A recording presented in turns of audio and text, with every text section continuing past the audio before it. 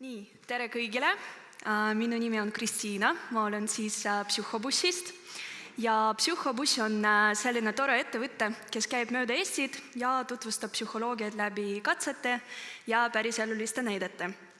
Meil on täna teiega jäänud 10 minutit, päris lühike aeg, aga täis põnevad ja alustame 2 katsega, mis me teie jaoks valmis tegime. Teie lauadel peavad olema sellised salased ümbrikud, kas näete neid? Leidsite, super.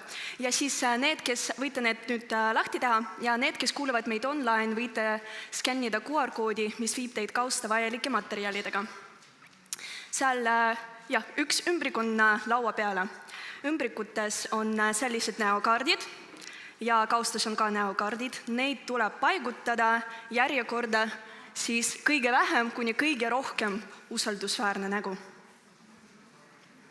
Ja selleks on 2 minutit umbes.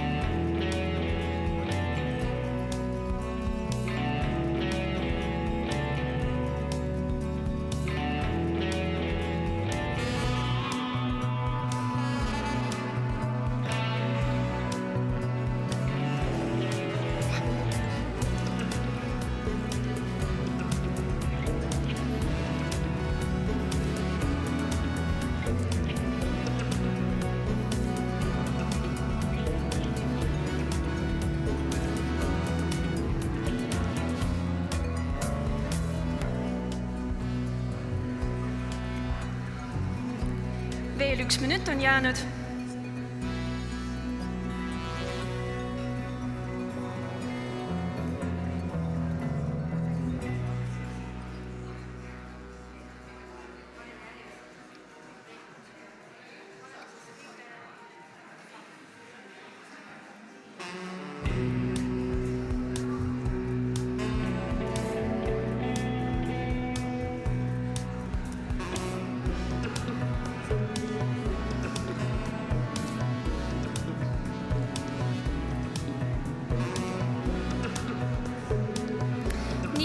Kas olete valmis? Jah? Super, aga vaatame palun kõik ekraanile. Siin on Osterhoff ja Todorovi uuringu põhjal õige järjekord. Siin on 1 täht puudu, R-täht peab olema A ja K vahel. Ja tegelikult meie aju teeb esmamuljeid väga kiiresti, umbes 100 millisekundiga. Ja selle taga on heuristikud.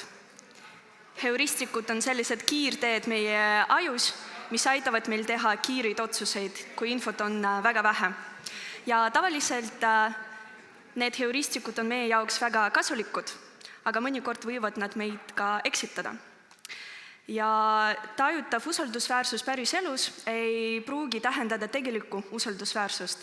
Ja tänaste ettekannete kontekstist võib sellest mõelda nii, et tervisesõnumite puhul ei piisa ainult kahjuks faktidest ja infost, et sõnumi saatja peab inimese jaoks väga usaldusväärsena tunda.